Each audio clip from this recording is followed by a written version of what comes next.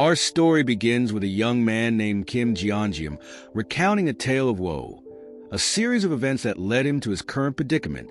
He begins by stating that a man named Kim Sol had forced him into boxing, leading to a period of hellish training. Jeongeum reflects on why he didn't simply quit, acknowledging that saying no wasn't an option. Instead, he chose the path of a slightly better hell. Later, Kim Sol revealed the true reason, that he simply needed a sparring partner because there wasn't anyone in the junior division. Jeongeum finds this ridiculous. Jeongeum then shifts to his current situation at a logistics center, commenting that he finds himself talking to a robot. He observes the lack of warmth and the scarcity of people at the center and realizes that he must have come to the wrong place. He reflects back to his military discharge about 2 months prior. The joy was short-lived. His family moved to a bigger house in Wajongbu, leaving him behind in a studio apartment near the school. His parents, as a gift for his discharge, paid for the deposit and half a year's rent, initiating his forced solitary living. With this newfound freedom, Jeongeum began his job hunt. He had some savings from the military and the government scholarship for multi-child families, so he wasn't in a rush. He had a vision of a pick-colored romance, starting at a cafe, but reality was not as kind. He was rejected for a cafe job because he had no experience, the reality proving to be harsher and colder than he expected. After a month of job hunting, his boredom was extreme. He was bored and considered himself useless. He contacts his sisters and expresses his feelings. They both tell him he was an idiot for moving into a studio apartment so early, and further stated he should have stayed home. They suggest he come to their gym and point out that it was easy to get a job as a delivery driver. They inform him that even delivery companies use AI to make the work easier. They tell him about PX Fulfillment Center, and that many people his age are working there. Jeongeum finds himself at the PX Fulfillment Center. He reflects on the lack of warmth and the fact his conversation partner is a robot. He never imagined that finding a job would be this easy. He encounters Manager Shin, who is having an issue with the inventory. Manager Shin tells him that PX is indicating there is still tuna in stock, despite the fact that they are out, and asks that he check the warehouse. Jeongeum agrees and begins to search for the tuna. He comments that he feels like the robot PX feels warmer than Manager Shin. Jeongeum locates the tuna on the first floor. He is surprised that it wasn't where it was supposed to be and comments on the issue as he opens the door. However, as he enters, the door slams shut and locks behind him. Jeongeum realizes that he's trapped and he attempts to call Manager Shin, but is sent to voicemail. He considers calling for help but decides against it since it doesn't seem too serious, and doing so would make things awkward with his manager. Jeongeum, still trapped in the warehouse, decided to wait, hoping the door would open soon. He messages his sister, informing her of his predicament. She finds it humorous, jokingly saying he's working for an escape room. Suddenly, a building collapses nearby. Jeongeum's sister calls him, trying to communicate that something is wrong, but the connection is lost. He hears a voice warning of danger, telling everyone to evacuate immediately and take shelter. He realizes something catastrophic is happening outside, feeling scared. He attempts to get someone's attention, yelling for help. He hits the door and screams that there are people inside. He tries to call 119, but the signal is weak. Jeongeum reflects on the dire situation and realizes that if a war is truly happening, then he might be in serious danger. As he is hitting the door, something appears nearby. Jeongeum instantly understands that he needs to remain quiet to survive. A strange entity moves past the door of the warehouse. Jeongeum understands that whatever was outside the door was definitely not human. The entity passes by the door, and he is left there alone. He realizes that he needs to figure out what to do, and he feels panic start to set in. He sits against the wall, attempting to process the situation, and he hears the sounds of destruction still occurring outside. Time passes, and Jeongeum has been trapped in the warehouse for 3 days. He concludes that since no one has come to look for him, something significant must have occurred outside. He begins to write his thoughts, realizing he doesn't have much battery left and that this will be his last note. The alarms have been quiet since yesterday, which is at least allowing him to get some sleep. Suddenly, a pop-up notification appears in front of him, informing him that he awakened an ability, his own subspace, and that he can store any object in front of him. He thinks he lost his mind, but decides to play along anyway and asks the system to store the entire PX fulfillment center. The system confirms his choice, asking if he would like to store the building. After he confirms, the surrounding area shifts into a desolate and destroyed landscape. Jeongeum looks out at the new view in shock. As Jeongeum surveys the destroyed landscape, a notification appears, indicating that storing has started. The system also informs him that an operating system suitable for his system has been found. His head suddenly feels strange as the update progresses. He remembers the loud roar he heard 3 days ago and wonders if it's a gorilla or a bear. Fortunately, it seems to be passing through. Suddenly, he is confronted by a large, monstrous figure, an orc, that is running towards him, screaming. He feels terrified. The orc is coming closer quickly. Another notification appears, stating that synchronization is complete and he can now enter the subspace. The system asks if he would like to enter. Jeongeum, in a panic, agrees. Jeongeum finds himself within the subspace. He notices that the orc is outside, attempting to get in but unable to cross the boundary. He realizes that whatever happened, he is safe. The system clarifies that without permission from Kim Jeongeum, the master of the subspace, no living thing, object, or energy can enter or leave. He acknowledges the system, expressing surprise that it can speak. Jeongeum is shown inside the subspace, and he is in disbelief at what he is seeing. Jeongeum asks if the orcs really can enter. The system confirms, as he gets a notification stating he has completed his first tutorial and receives a mana stone as a reward. He notes the information that he has received and sees the facility info. It tells him the building is 5 stories and approximately 33,000 square meters. The system shows that it has a shipping speed of 60 kilometers per hour, a limit of 1 simultaneous shipment, and a shipping size limit of 2 meters. Jeongeum is given a warning that maintenance is 2 minutes away, and the system explains that he needs to use the mana stone to power the facility. He is informed that the single mana stone he has can power the facility for 24 hours. He asks how this is possible. The system explains that when storing the facility, the energy system was modified to work with mana stones. Jeongeum is doubtful that 1 small stone can power the entire facility. He notes the system seems to have gotten a bit smarter. The system alerts him that the energy supply has been cut off, which would impact Pax Fresh, a delivery system that stores and delivers fresh and frozen foods. Jeongeum realizes that in the current situation, food is the most crucial element for survival. He knows that the power to the freezers and refrigerators storing the food has been cut off. He asks the system if it can maintain the entire facility for 24 hours with 1 mana stone. It confirms. He asks how to obtain more mana stones. The system tells him they can be obtained from beings of another world. Jeongeum contemplates the meaning of beings of another world. He uses the mana stone to maintain the facility. He asks if he can search for items like before, and the system confirms. He begins searching for weapons and locates a camping hand axe, a kitchen knife, and a folding steel knife.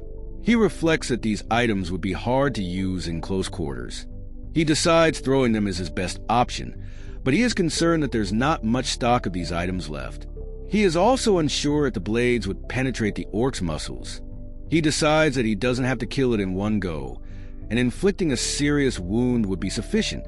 He convinces himself to try and commits to the fight. He throws the weapons. The weapons make contact, but they don't seem to do significant damage. Jeongeum realizes the knives are too light, and the only thing that might be effective is the axe, but then wonders about throwing heavy objects, like a bowling ball, to target the joints. He asks PX how much of the axes are left in stock, and the system indicates that there are 15. He notes that there were 15 before, and he wonders why they are duplicating. The system explains that items in the subspace are created by converting real objects into information. Therefore, they can be duplicated, and while they can be damaged, they cannot be depleted. Jianjium, realizing that this means infinite stock, decides he can just throw freely. He reflects that he will get tired before killing the monster, and the system tells him that he doesn't have to throw them manually, and he can automatically ship products out of the subspace. It can only ship once every 30 seconds, but that shipping time can be reduced by enhancing the skill. He asks how to do it, and the system explains that if he just thinks of the registered product and says ship, it will be automatically shipped. He says ship, and a knife travels at an incredible speed out of the subspace. Jianjium is shocked at the shipping speed, which the system confirms is 60 kilometers per hour. It tells him it can be increased to 75 kilometers per hour, and any further increase would require enhancing the skill. He asks how to enhance the skill, and the system informs him that he can do so with mana stones. Jianjium realizes he needs to search for items and locates lightweight combat boots, tactical combat pants, a detailed map of Seoul, and 12 color markers.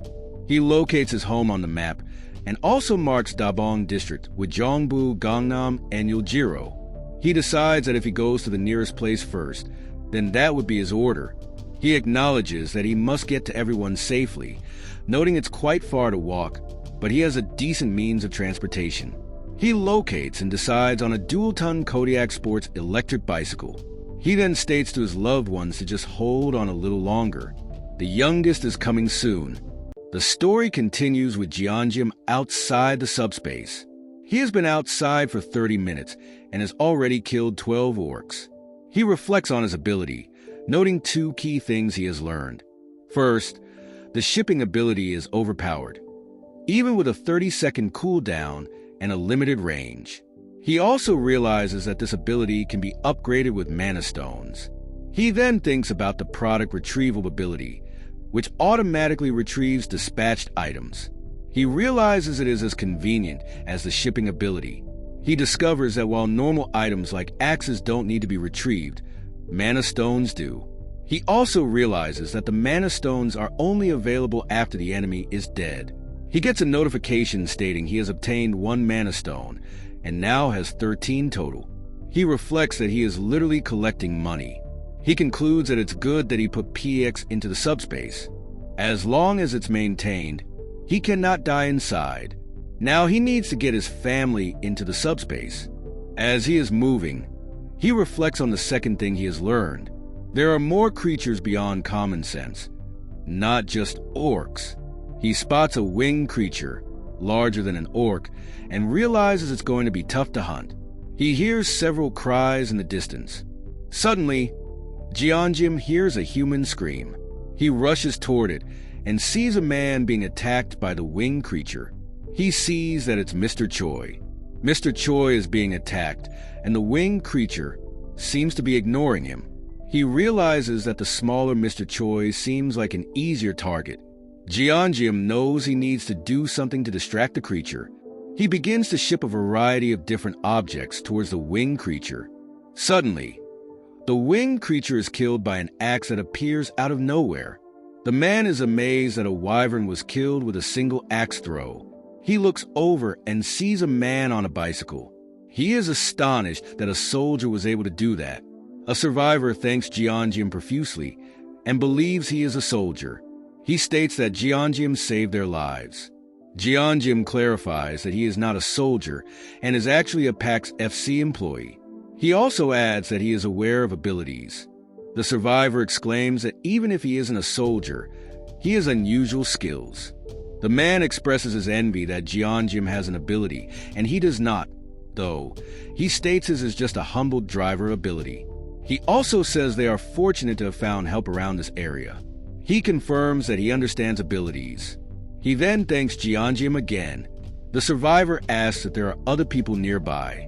He explains that this area, Block C, had a lot of people due to the logistics center, but most have been killed.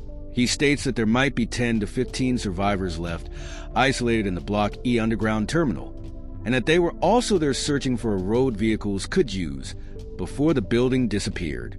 He offers Jeonjim to join them on the 4th basement floor, where the monsters have never attacked, so he can at least sleep comfortably and have snacks.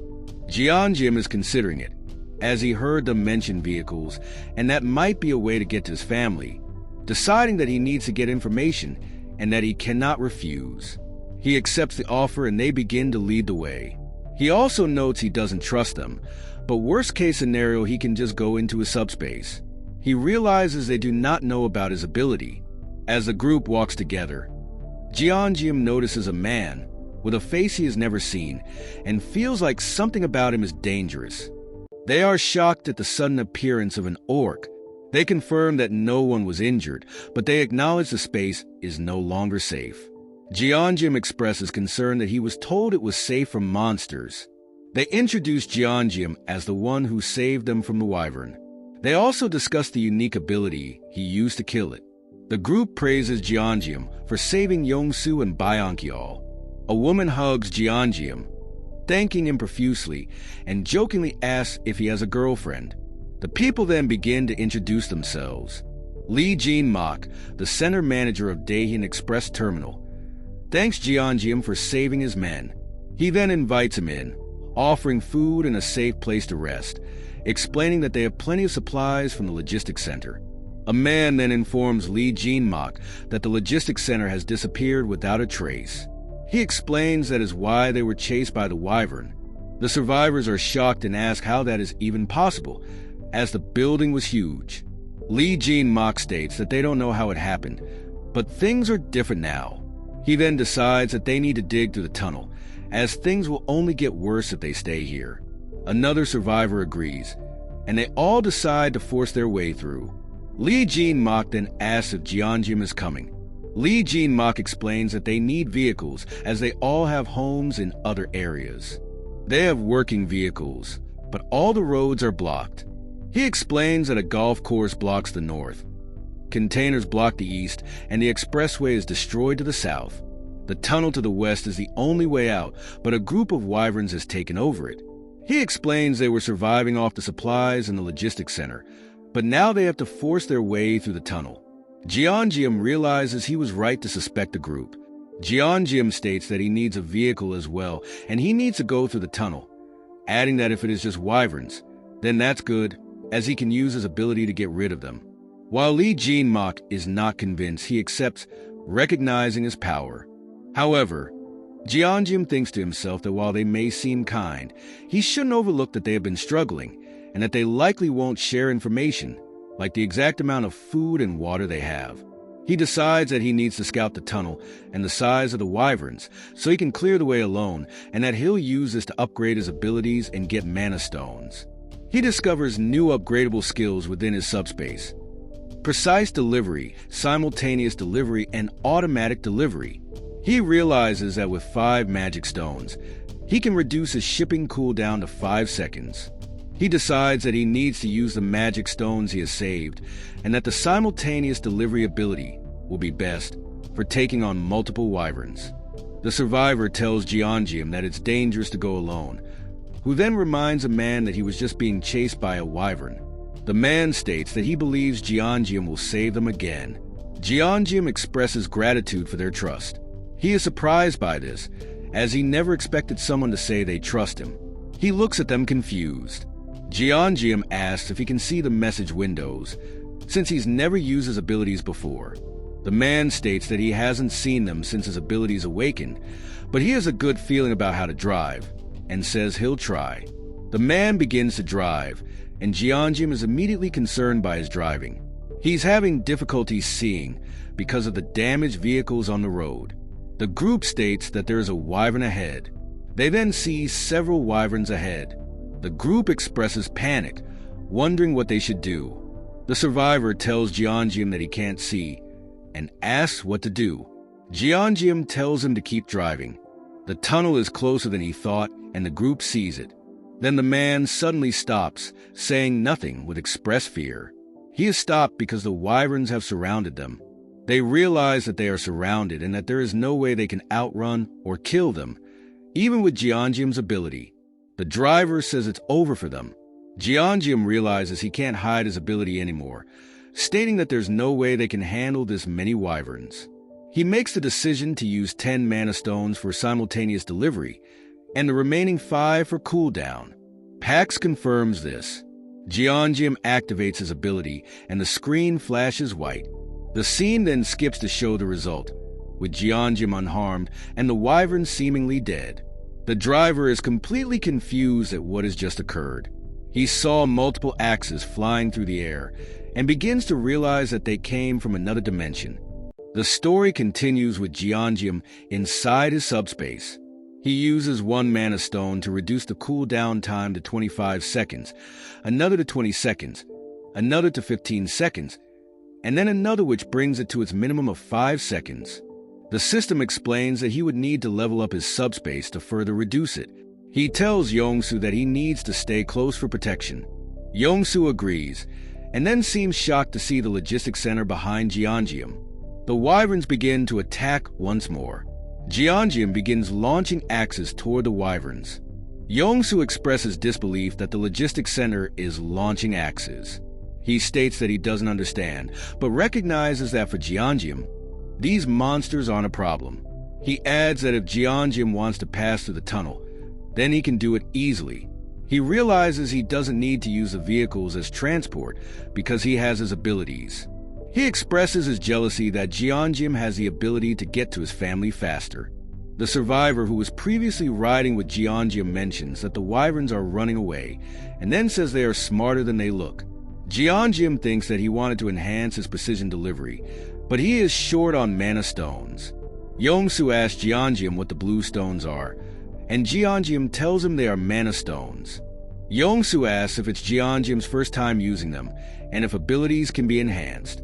Jeongeum confirms. He states that's why he didn't extract the mana stones from the Orc's corpse, implying that not all abilities work the same way. He then expresses his disbelief that Jeongeum has such an incredible ability. He also says that with his abilities, he could probably break through the tunnel alone.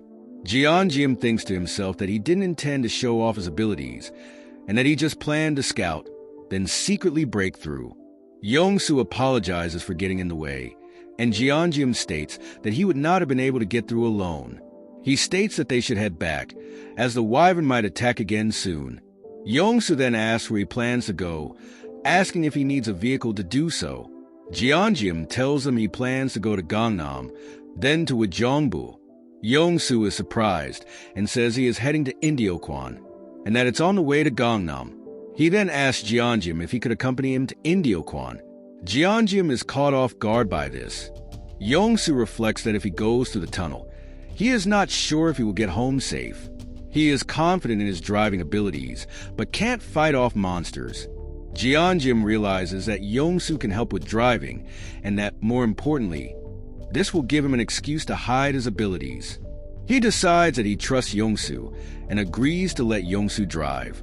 Jeongeum says he will have Yongsu drive, but he will handle the tunnel on his own, as others will only get in the way. He doesn't want his ability revealed, and asks that they let him handle the tunnel. Yongsu agrees and promises that he will get everyone to cooperate. He then tells everyone that Jeongeum will break through the tunnel alone with his ability, and they need to wait outside until it's done. Jeongeum is aghast at Yongsu's actions, realizing that Yongsu has revealed his secret despite asking him not to. The group begins discussing how Jeongeum will handle the tunnel, and wonders what his ability is. A survivor comments that this is someone they should be wary of. Another survivor states that he is now saying things that will only make them trust him less, while yet another says that they have no choice but to go along with it. Lee Jin-mak tells Jeongeum that he will not ask about his ability, and that they will wait so that he can scout the tunnel for them. He expresses gratitude that Jeongeum has made this decision out of consideration for them. As Jeongeum begins to move, Lee Jin-mak tells Jeongeum that they have gathered reserve food supplies to give to him for his journey. He also apologizes that all they could offer is food, and that Jeongeum also has to clear the tunnel. Jeongeum is taken aback by this, and says he did it because he needed to, and that the food is too much. He believes it must have been saved for their families, and tries to give it back. Lee Jin-mak tells him to accept it, and says it must have been hard for everyone to share their food. adding that he thinks they have families too. Lee Jin-mak then says it's time to bring out the alcohol. He states that it's a shame there's so little, but it's for the best. He pours them all some and tells them they can have just enough to safely arrive with their families. He proposes a toast to a safe arrival and for Jeongeum. Jeongeum is moved. As he's having a moment with the group, the screen shifts, showing the area before him as an open and destroyed world. The group begins to express alarm at this new vision. Jeongeum then says that he will be back and steps through the tunnel. The scene shifts to a flashback showing Jeongeum with his sisters, bickering as usual. He remembers his father telling them how he, as an only child, envied their bond. He reflects on the fact that he always envied the bond between siblings, and that he knows that one day they will realize just how precious family truly is. The scene then moves to Lee Jin-mak drunkenly missing his son, and he is scolded by the other members. The scene changes to Jeongeum leaving, saying that he is going out for fresh air. He is seen in the dark, then Yongsu walks up to him. Yongsu asks why he isn't sleeping and what he's doing. Jeongeum claims he can't sleep. Then Yongsu loads up the remaining vehicles from the logistics center. He mentions that he loaded about half to avoid making the vehicle too heavy, but that it should be more than enough. He then states that he has filled all 15 vehicles. He asks Yongsu to keep this a secret. Yongsu thinks to himself about Jeongeum's generosity. Back into the tunnel, Jeongeum begins to think about using his abilities to put people into his subspace. He asks PX if it's possible to put other people in the subspace. Pac states that it isn't possible at the current level, but that at level 2 he would be able to accommodate up to 20 people. He needs 32 more mana stones to reach level 2. Jeongeum states that there are roughly 40 wyverns in the tunnel, with a few running away, and that leveling up here is unlikely. He also states that without the upgrade to precision delivery, he would not have been able to catch so many. He states that if he wants to eventually put his family into the subspace, he needs to level up. Suddenly, Jeongeum senses a different wyvern nearby. He can sense it is different than the others as he prepares to move once more. The scene then shifts to the rest of the group. They express concern about Jeongeum being alone. But then the group sees him return. They cheer, relieved to see him back. Jeongeum approaches the group and then mentions that everyone has worked hard and that he hopes they make it home safely, and also thanks Lee Jin-mak. Lee Jin-mak also hopes that Jeongeum reaches his family safely. Jeongeum then tells them if they run into trouble on the way to open the cargo hold, as he has prepared a small gift for them. He then states that they should hurry to see their families, and then begins to drive away. The scene shifts to Yongsu driving, as Jeongeum realizes that something is wrong. He wonders what the wyvern was, as it ran away quickly. He believes it was bigger and different than the others, and wonders if it was a leader or an adult. He then hears a strange sound and realizes they have no choice but to move forward, and that with the corpses, monsters, and overturned vehicles, it's the same no matter where they go. He then worries that he is making things even more difficult for Jeongeum, and then reflects on the dead soldiers. Yongsu is then shown that there is a barbed wire barricade in the road. Knowing it looks like the military put it up to block something, he realizes that they will have to take another route. He then states that he sees something at the end of a bridge, which turns out to be a horde of monsters. He realizes that this was what they were trying to block, and states that he will turn the vehicle around. Jeongeum tells him not to, and then asks if they can drive on the sidewalk to get past it. Yongsu says yes, and then sees more of the monsters in the distance, and he begins to panic. Jeongeum realizes that they must be there for a reason, and says that it is a good way to level up. He tells Yongsu that there is no need to turn back, and they need to keep going. Yongsu is in shock but agrees and begins to move forward. Jeongeum asks Yongsu if he has ever heard of the game where 3 races wage war against each other. Yongsu recognizes it, and Jeongeum states that he is reminded of a custom game mode where players use limited units and terrain to fend off hordes of monsters. He mentions that the current situation is quite similar. He then tells Yongsu to reverse the vehicle to a specific spot. As they do, Jeongeum spends 10 mana stones and unlocks auto ship. He then uses the remaining mana stones to increase the shipping speed to 100 kilometers per hour. He states, if you've already had your fill, come here. It's playtime. He summons a double-door refrigerator, launching it towards the oncoming horde of mutated dogs. The refrigerator, a massive white rectangle, is sent hurtling through the air with a whoosh, crashing into the pack of monsters. One of the beasts is sent flying, while others are crushed under the sheer weight of the appliance. He receives 12 mana stones from the kills. He expresses his delight as he states, "Oh, this is it." Jeonjim reflects on his enhanced shipping range and precision delivery, recognizing that while he could throw axes with speed, precision delivery doesn't exactly track the target to the end. It only slightly adjusts its direction. The mutated hounds are fast and incredibly quick, making axes ineffective even when flying at 100 kilometers per hour. Additionally, they don't stop even when their comrades are killed next to them. He concludes that a refrigerator is better because not only is it larger, but the weight can take them down with just a graze. He thinks that with his new auto ship, it will be even more convenient. He instructs PX to keep holding on. Yongsu is in disbelief as he sees a refrigerator being launched toward the horde. Confused as to how he can keep firing the same refrigerator, he wonders if the items that are being retrieved are coming back as new products. Jeonjim then asks Yongsu if he would like something to eat. He then realizes Yongsu's true question and asks if the stock is infinite, and if Yongsu didn't realize he was retrieving the axes from the ground. He then clarifies that he is just collecting them from the ground so they don't damage people's feet. Yongsu asks if it's true that the stock is infinite, and Jeonjim confirms, then asks what Yongsu would like to eat. Yongsu says that he wants a Coke Zero and a donut. Yongsu says that he is ashamed as he doesn't even know what Jeonjim's ability is, but he wanted to share his food. Jeonjim expresses his gratitude and says that he went on patrol and that there is everything in the logistics center. He adds that he thinks he will be able to get home soon.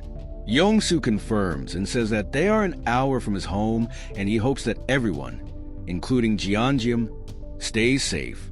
Jeonjim replies that he's worried, as he doesn't think he can show up to his family in his current state. He suggests getting some new clothes for the time being. Yongsu says he can help with that, but that he's not sure if he has what he's looking for.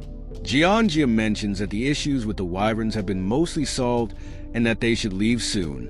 Yongsu begins to drive, and Jeonjim asks him to slow down as he starts to feel sick. Yongsu says that it will only take 20 minutes. He continues to drive incredibly fast down the narrow road. Suddenly, Yongsu slams on the brakes and they come to a halt. Yongsu proclaims that they have arrived. The scene shifts, showing them in a new area. Yongsu, observing the dilapidated buildings, notices that the buildings themselves are old. He also notes that there are only remnants of the buildings, but no corpses. He states that it is different from the main street and decides that his family will be safe. He states that he just needs to open the door. Jeonjim reflects on Yongsu's frantic desire to see his family. He stepped on the accelerator so hard that he traveled an hour's distance in less than 20 minutes. Jeonjim recognizes that if Yongsu had to face a cold corpse, he would not be able to open the door. He then thinks to himself that he would rather have someone else open the door for him. He then wonders if he should just press the doorbell for him. He then says that he will. Jeonjim states that no one wants to confirm their family's death, even if there's only a 1% chance. He steps to the door to ring the doorbell. The door is then opened by Yongsu's family, who look shocked, but quickly show relief and cry. Yongsu asks his wife how she knew to open the door, and she mentions that she heard a noise and looked through the peephole. Yongsu then hugs his family and is relieved that they are safe. Yongsu's child says that she hates him, but then hugs him. Yongsu's wife then asks who Jeonjim is. Yongsu tells them that he is the person who helped him get there safely. Yongsu then calls out to Jeonjim to introduce them. Jeonjim starts to faint and reflects that he can't sleep there, as his last memory was hazy. He is shown being supported by Yongsu's family, who are trying to help him rest. Jeonjim starts dreaming of his interaction with his father at a funeral, saying that the emotion of parting does not just include sadness, but affection, gratitude, regret, longing, those kinds of emotions. He is then reminded that the best type of love is caring without expecting anything in return, and that he needs to be grateful. He reflects on that idea, and then recalls his memory of his sisters. He remembers how his sister would playfully hurt him, all while his dad is stating that the two look like they get along well, but states that they will one day realize how precious family is. He then shifts to seeing his sister in college as she got into nursing school. A notification pops up on screen, stating that she has been accepted. He then remembers his dad, who tells him that it is time. His memory shifts to the moment he leaves to start his military enlistment, as he is told to come back safe and not to get hurt. Suddenly, the image starts to distort and he begins to open his eyes. He feels pain and then suddenly he wakes up and asks where he is. Jeonjim, scared, wonders if he fainted, and that his last memory is hazy. He reaches for an axe from his subspace. Then he hears a voice. Yongsu is shown, asking if Jeonjim is awake. Yongsu's wife asks if he is okay, as he suddenly collapsed and fell asleep. She says that she didn't wake him because he looked like he was sleeping soundly. Jeonjim responds that it's okay and asks, as he hides his axe, how long he was asleep. Yongsu's wife states that he was asleep for about 3 hours and that her husband told her everything. She then thanks him profusely for helping her see her husband again. Jeonjim humbly states that he also received a lot of help from Mr. Yongsu. Yongsu's wife then insists that Jeonjim must be hungry and that he needs to eat before they talk. She mentions that her husband insisted on eating with him and hasn't eaten yet because of that. Jeonjim agrees. He is then shown the food, and he is surprised that it is conger eel stew. Yongsu's wife says that it is the best that she could manage with limited ingredients. Jeonjim responds that there is no more luxurious meal than this.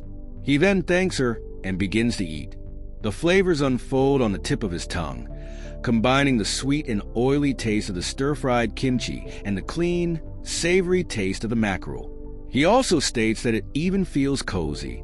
He is left alone and says that he ate well. He reflects that he hasn't eaten that well since before the apocalypse, and even since leaving the military. He then mentions that it was comparable to his mother's kimchi stew. Yongsu then tells him that he will drive him to Gangnam. Jeonjim then states that Gangnam is not his final destination, as he needs to go to Ujeongbu and will need the car for longer. Yongsu then states that he understands and that he has a condition. He then states that they should talk outside. Yongsu states that they will go together in the truck to Gangnam and that he will take the bicycle to return.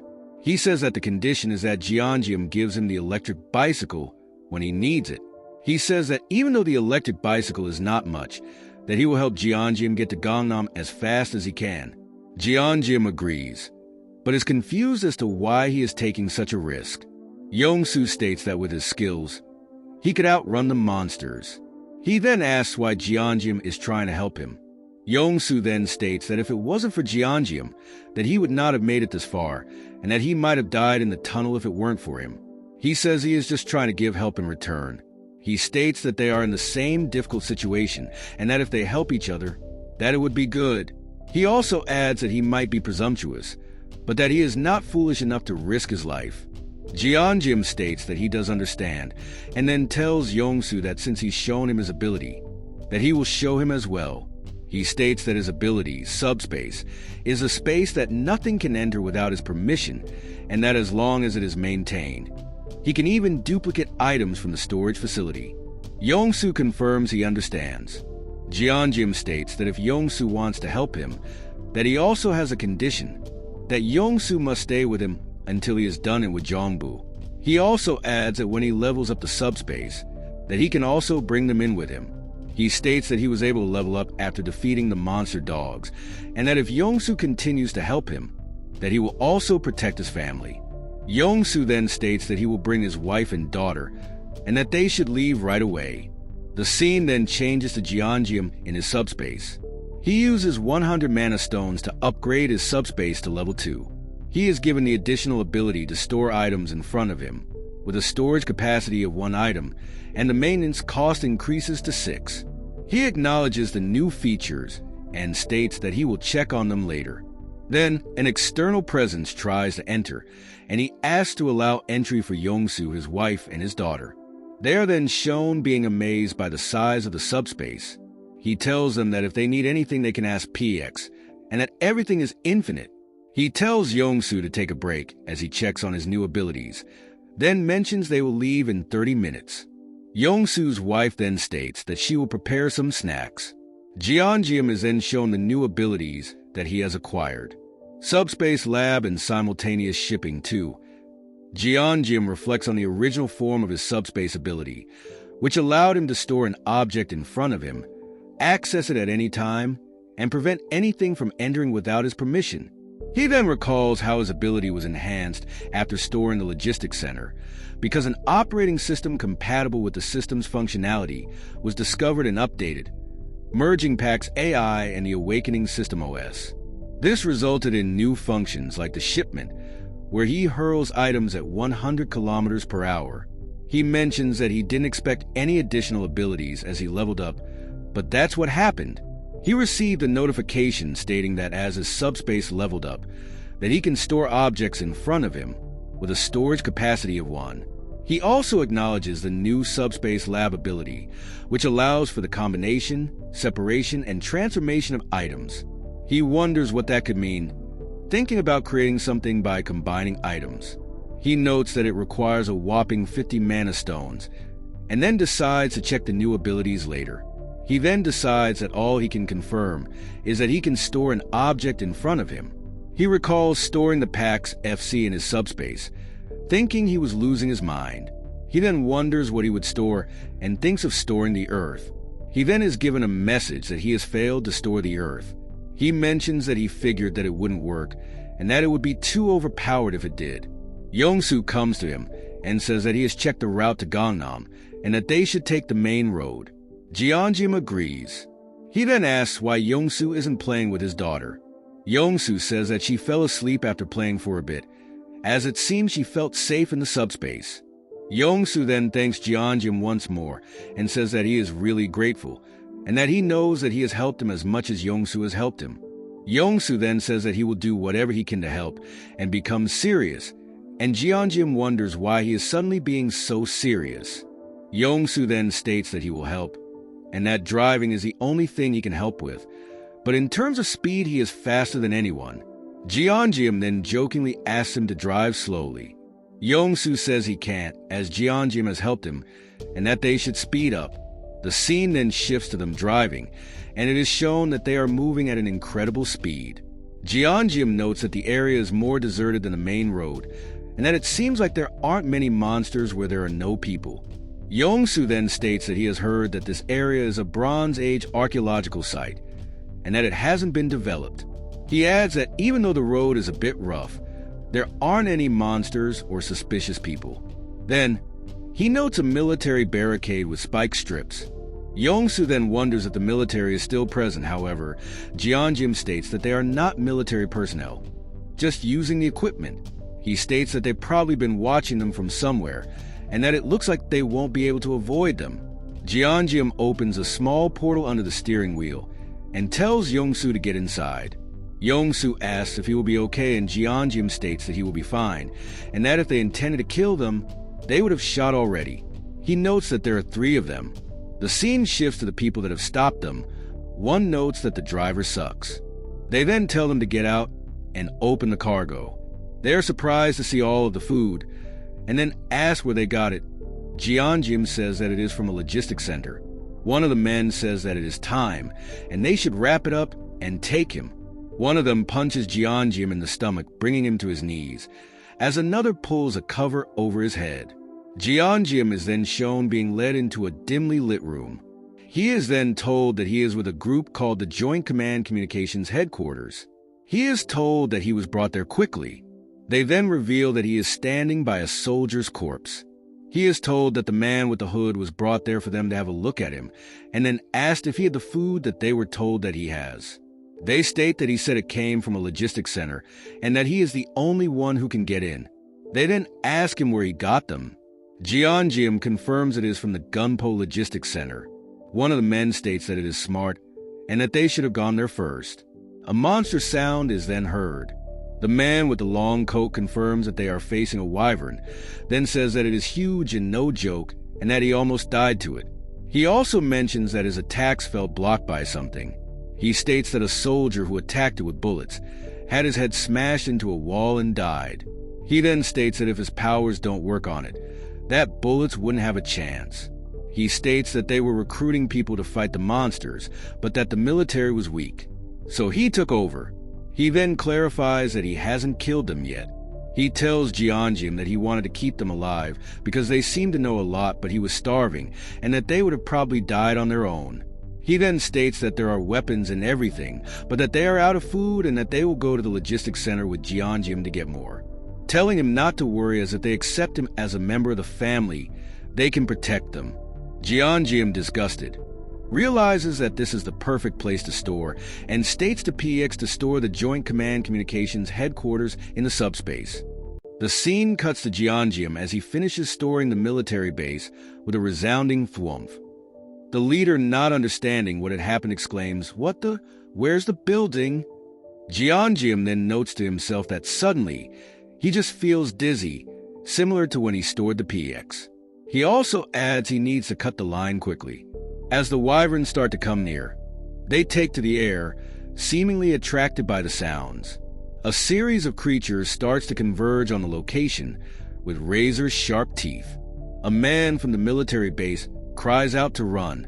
He cries out that they are to shoot the smaller ones down first, then handle the bigger one. He wonders if just guns will work, but states that if he is able to use his ability, that he may be able to catch it. One of the surviving personnel cries out that they are traitors. After that, he realizes that he is in big trouble.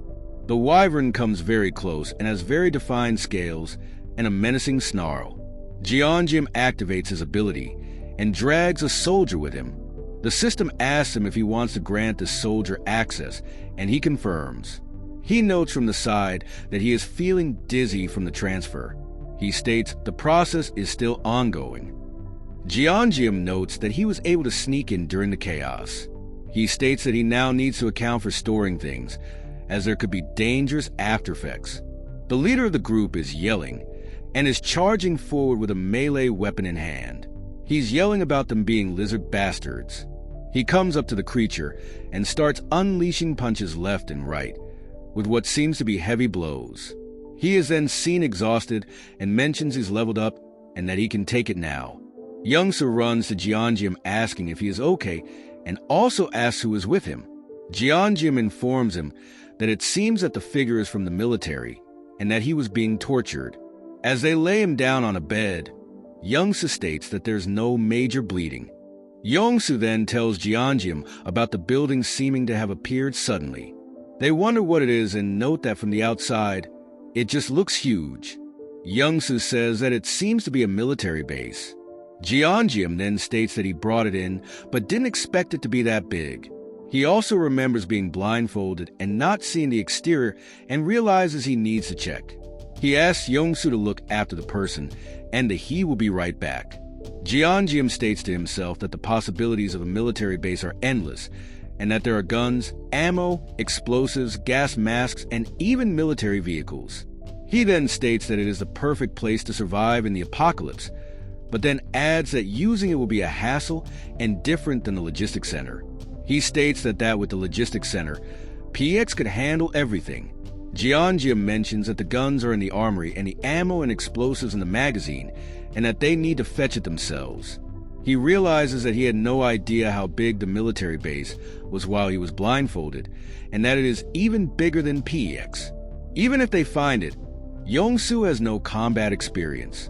Just then, PX drone startles him inside the military space. Pax informs him that Sector 2 was added to the program, and it can now be treated like the warehouse. Jeongeum expresses confusion, and PX continues. As an outcome, items from Sector 2 will be the same as Sector 1. Jeongeum thinks about this, then states, "Wait, are you saying?"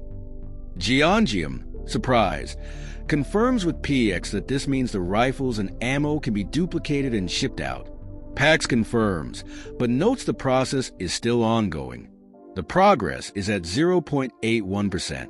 Jeongeum asks for an estimate of the completion time. Pax states it's difficult to say, but offers to prioritize specific items. Jeongeum requests rifles, ammo, grenades, vehicles, and fuel.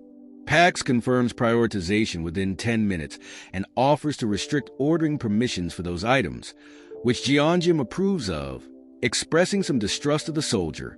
Jeongeum reflects on the situation outside, hoping for a resolution but acknowledging it's unlikely due to the sheer number of wyverns. He concludes the only option is to fight. He then equips himself with a rifle from the subspace, handing several large boxes of ammo to Yongsu. He explains that each box holds 10,000 rounds and to discard the gun if it jams. He asks Yongsu if he knows how to shoot. Yongsu confidently replies that seeing is faster than explaining. Yongsu opens fire on the wyverns, rapidly shooting down several. He comments on the difficulty of rapid fire, but notes they seem to have the situation under control for now. Jeongeum agrees, but notes that there was a large wyvern that is now missing. Jeongeum, inside the subspace, scans the area outside, knowing that he can't see any enemies and wonders if they are hiding. He decides to send out a remote-controlled toy car as bait. Yongsu expresses doubt about its effectiveness, but Jeongeum assures him he has a plan. The large wyvern suddenly appears, having been hidden. It swoops down and destroys the toy car. Jeongeum comments that it was indeed hiding. He tells Yongsu to shoot, and Yongsu opens fire with the rifle, hitting the wyvern multiple times. However, the monster seems largely unaffected and roars in defiance. Yongsu expresses surprise at its resilience, questioning how it can still be standing and if it's deflecting the bullets with its thick hide. Jeongeum agrees that something feels off, remembering a thug mentioning a similar situation. He suggests that their attacks are being blocked rather than deflected. Jeongeum decides to test his theory, proposing a competition to see whether the wyvern's defense is stronger or their attacks are more powerful. He emphasizes their limitless supply of weapons from the subspace. He then begins launching grenades at the wyvern, commenting on the physical strain of throwing so many. The wyvern, though hit by multiple explosions, still stands, albeit with some of its hide peeled off. Jeongeum is shocked at the creature's resilience, questioning what kind of monster it is. He questions if it has left. Yongsu confirms, but doubts it was because of their attacks. Jeongeum agrees, suggesting it retreated for another reason. He proposes they continue moving. Yongsu expresses concern about driving at night. Jeongeum shares Yongsu's apprehension, still shaken by the encounter. He reflects on how even grenades barely scratch the monster, leading him to question what weapons they could possibly use against something even stronger. He acknowledges the shrapnel from grenades is more dangerous than the explosion itself, and notes that using larger explosives could pose a risk to innocent people, as well as potentially make them appear monstrous. He ponders creating a weapon that's as powerful as a bomb, but without collateral damage. Jeongeum checks his mana stone count, surprised to find he has 314. He reflects on the large amount he acquired from the wyvern, but concludes that he's not short on stones.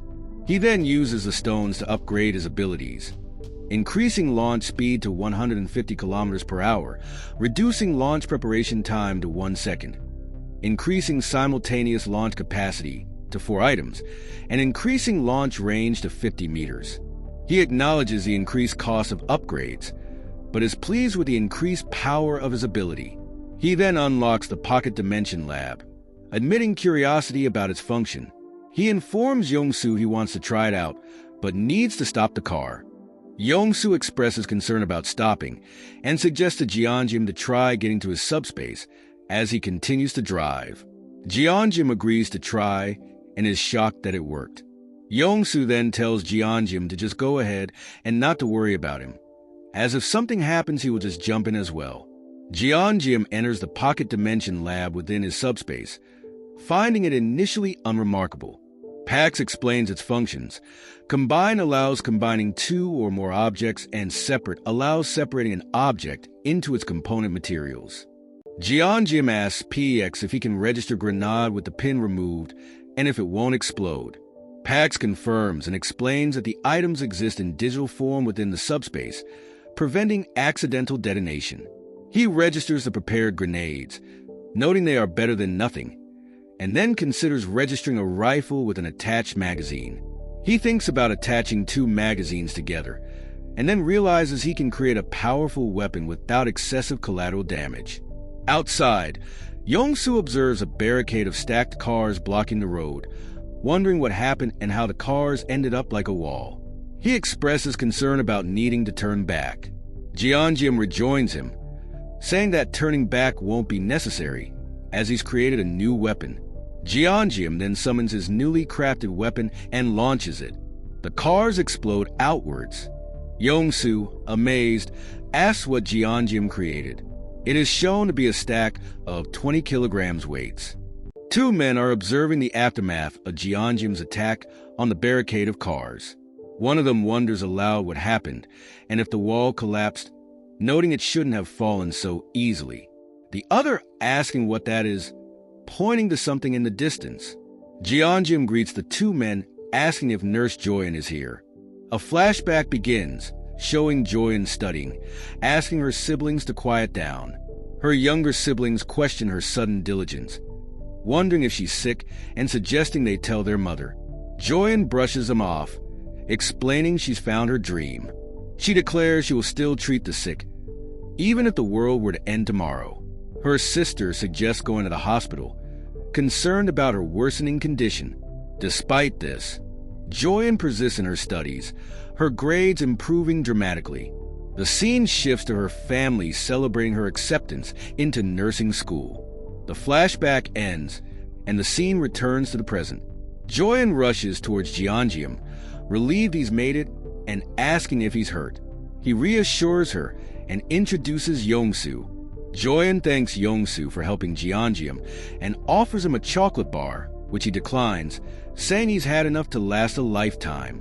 Jeonjim then informs Joyeon that there is a patient. Joyeon asks where the patient is, and Jeonjim explains he's inside his subspace, a space accessible only through his ability. Joyeon questions his ability, and Jeonjim confirms he is awakened. He explains that revealing his ability in public would be problematic, and suggests it would be easier inside the hospital. Inside the hospital, Joyeon marvels at the various buildings inside Jeonjim's subspace. He tells her he'll explain later and leads her to the patient, Han Hyung-ho. Joyeon assesses his condition, declaring that under normal conditions he won't survive. However, he is lucky since she is also awakened as a healer. She explains her healing abilities are limited, but enough to prevent death, and that proper meals will facilitate recovery. Jeonjim remarks on her determination to treat the sick, even with the world ending, echoing her own words from the past. Joyeon then laments about not disciplining him properly when they were younger. Jeonjim offers Joyeon bread made by Yongsu's wife, suggesting he explains what's happening while they eat. Jeonjim recounts his experience being trapped in the factory and being saved by PX. Jongsu's wife offers more bread and informs Joyeon she set up the staff lounge for her to rest. Joyeon thanks her and questions how they ended up staying here. Jeonjim, exasperated, points out she wasn't listening and says he's too tired to repeat the story. Jeonjim then briefly explains he's going to bring his family into the subspace and that he's heading to Yojiro next to find his other sister. Joyeon declares she's staying at the hospital.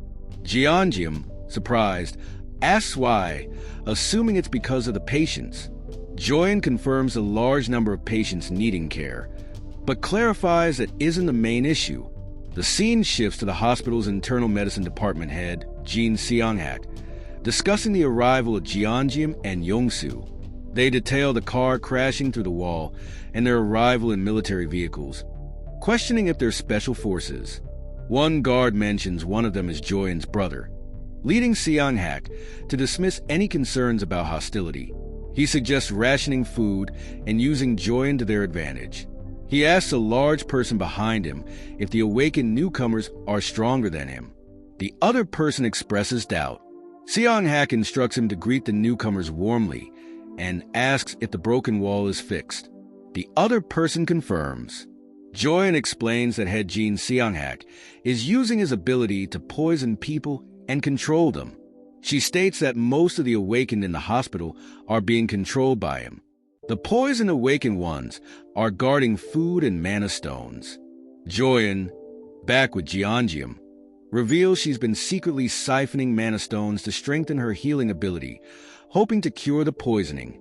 She urges Jeongeum, So, and their parents to leave, saying she'll find a way to survive. Jeongeum refuses, stating it's dangerous. Joyeon reveals that head Jin Seonghak uses food as a weapon of control. Jeongeum, realizing the situation, declares he'll handle it quickly and will demonstrate his ability. He summons energy bars and combat rations. In Jin Seonghak's office, he questions the urgent report he's received about Joyeon's brother bringing in a substantial amount of food.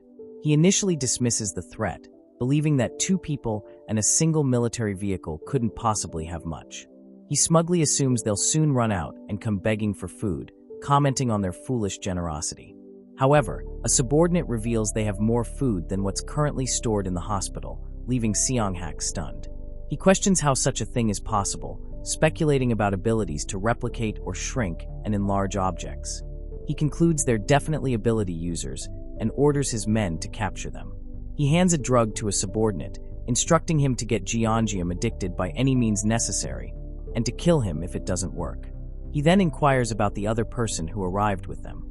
Meanwhile, Jeongeum searches the hospital, failing to locate the individuals he's seeking.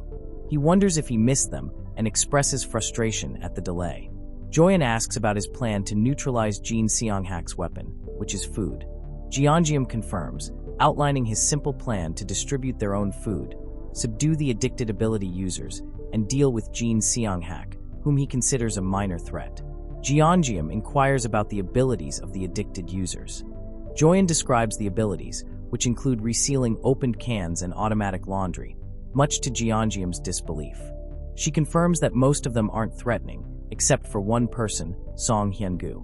She explains that Hyun-gu came from Yuljiro, worried about his hospitalized mother. Joyeon explains Hyun-gu's immense strength, referencing the car barricade outside as proof, revealing Hyun-gu built it with his bare hands. As they speak, 2 figures approach, and one addresses Jeongeum as Nurse Kim, Joyeon's younger brother. He requests a conversation. Jeongeum agrees, adding that he also has business with Song Hyun-gu. The figure, revealed to be Hyun-gu, expresses confusion but states it doesn't matter anymore. Outside, he gives Jeongeum 2 choices: drink a vial of medicine or refuse and die. He warns Jeongeum against running. Jeongeum, unfazed, proposes a third option. Hyun-gu rushes towards Jeongeum menacingly. He swiftly activates his subspace ability.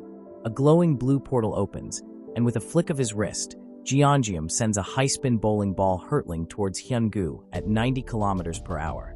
The ball strikes Hyun-gu with a resounding thud, sending him sprawling. Jeongeum apologizes for the speed, but prepares to launch another. Hyun-gu, struggling to move, questions Jeongeum's ability.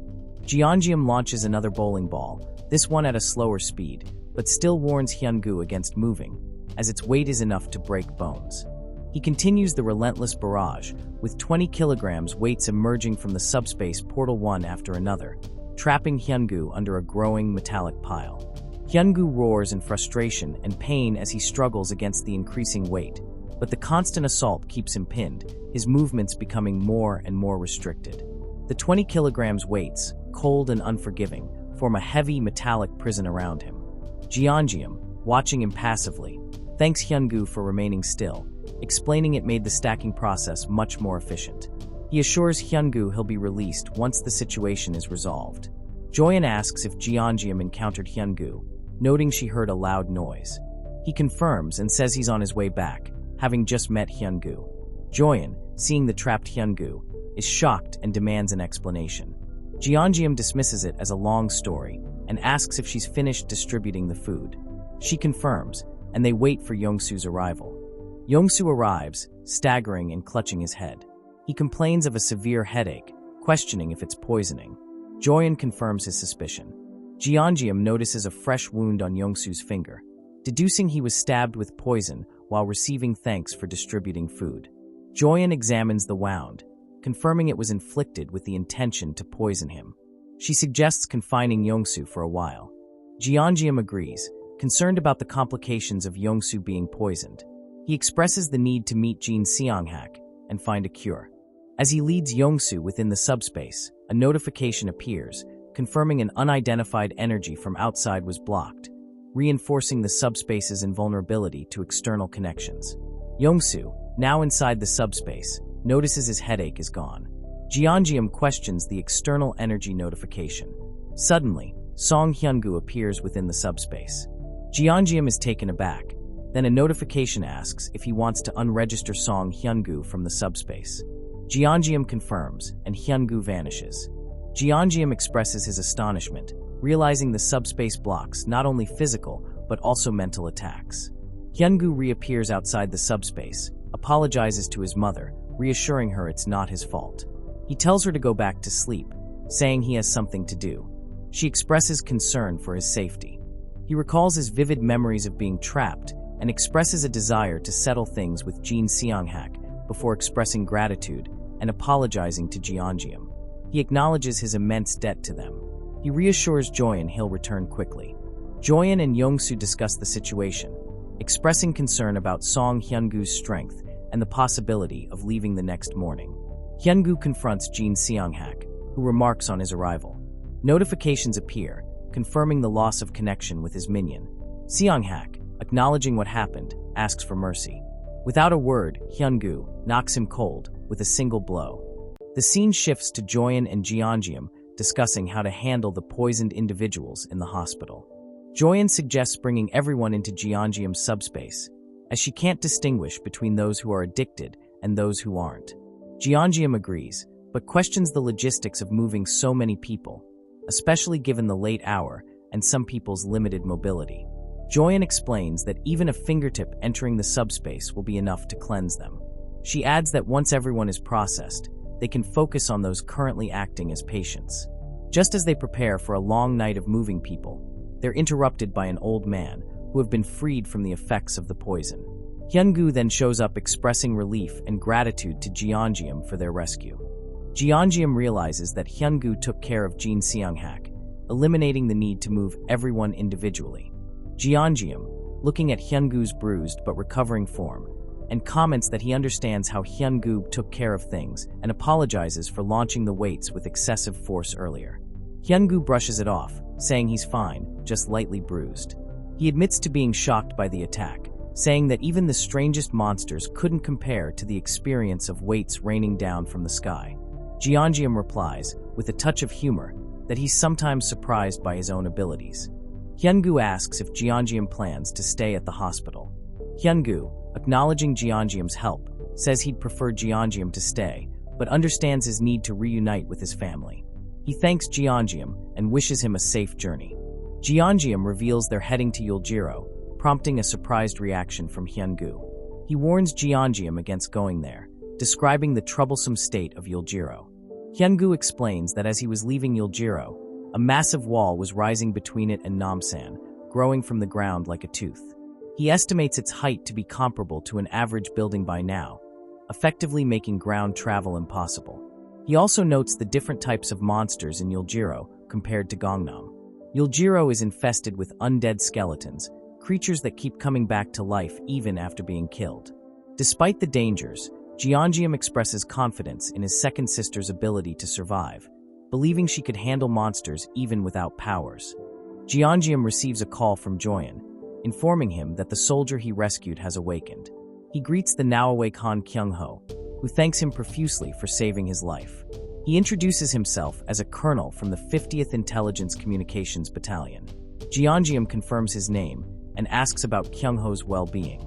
Kyung-ho expresses gratitude for the treatment and then questions their current location, observing the military command outside but noting the absence of surrounding buildings.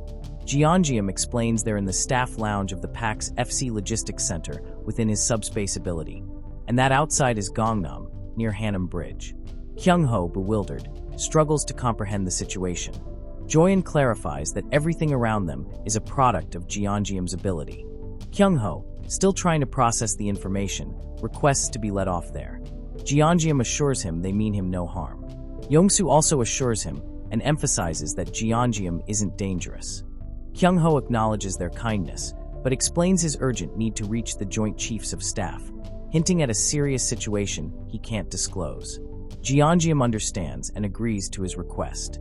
He then asks PX for a banana milk and a sandwich, offering it to Kyung-ho. But not before Kyung-ho explains the reason for his urgency. Kyung-ho hesitates, and Jeongeum, noticing his reluctance, instead offers a variety of steaming hot foods.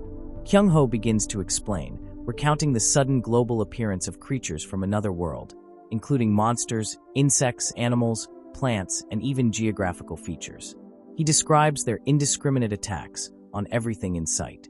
He explains that the government began recruiting awakened individuals to combat the monsters, forming specialized units. His own unit, stationed near Gwacheon and Anyang, had achieved a degree of stability until a powerful dragon appeared, resistant to all their weapons. He continues, explaining how requests for support from nearby units went unanswered, as they were also facing powerful monsters. Communication with command was also lost, which he found strange, as they could usually contact them during battles. Faced with imminent destruction, they decided to move to the National Communication Command. During the perilous journey, many of his comrades died or were injured, forcing them to recruit more awakened along the way. Upon arrival, they found the command deserted, discovering documents hinting at a coup.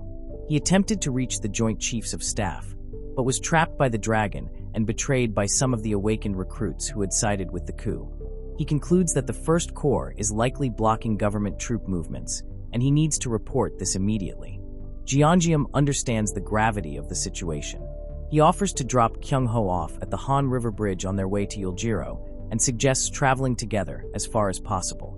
Kyung-ho initially declines, wanting to leave immediately, but Jeongeum insists he rests. Kyung-ho thanks him. Jeongeum tells Yongsu it's time to go, instructing him to drive quickly, but not at maximum speed.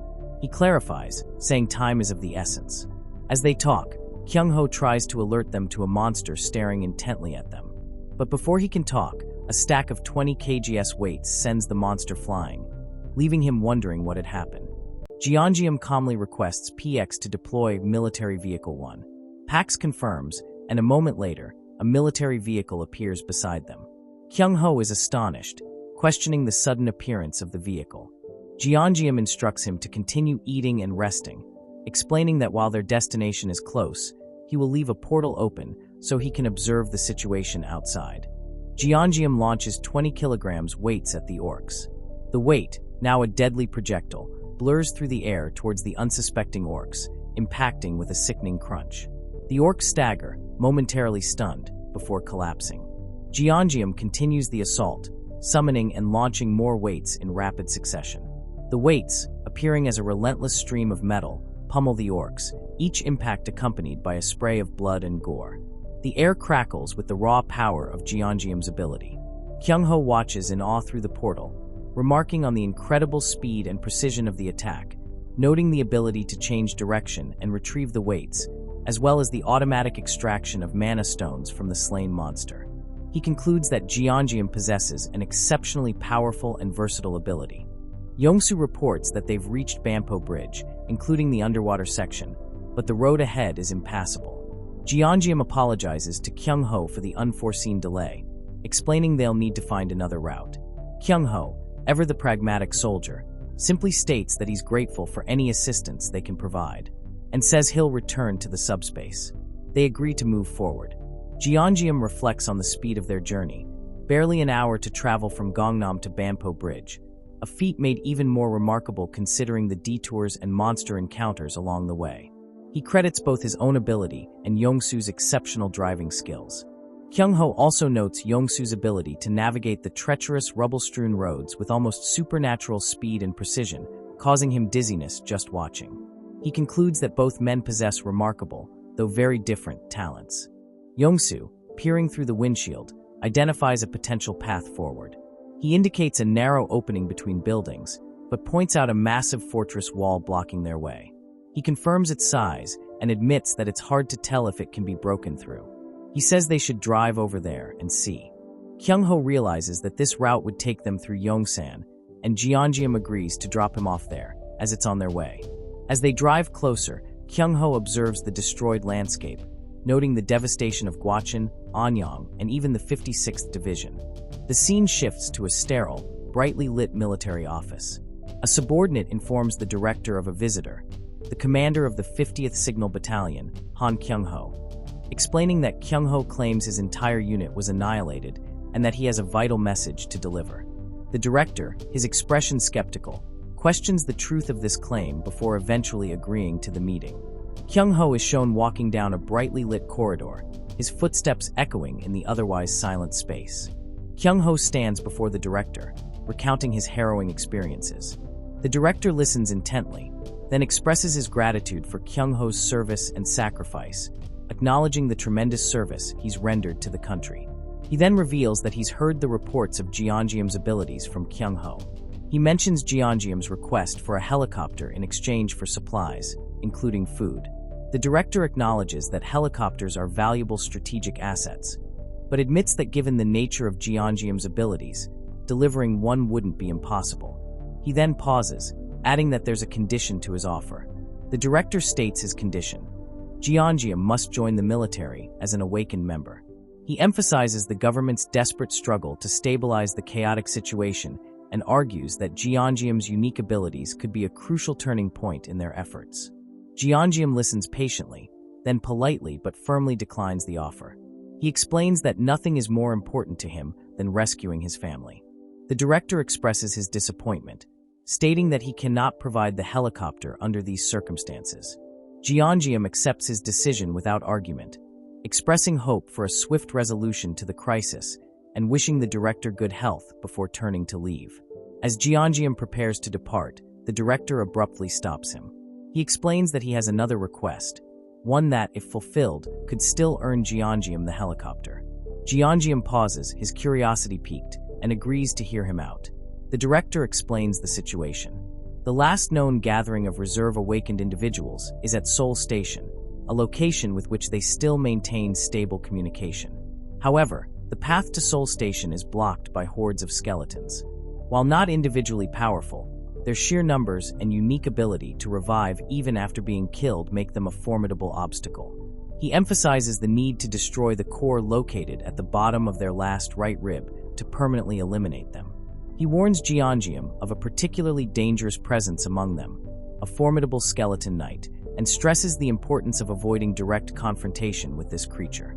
Jeongeum, having accepted the task, states that it sounds simple, and then launches a barrage of weights at the approaching skeletons, dispatching several of the creatures with brutal efficiency. The soldiers are in shock as the skeletons are sent flying.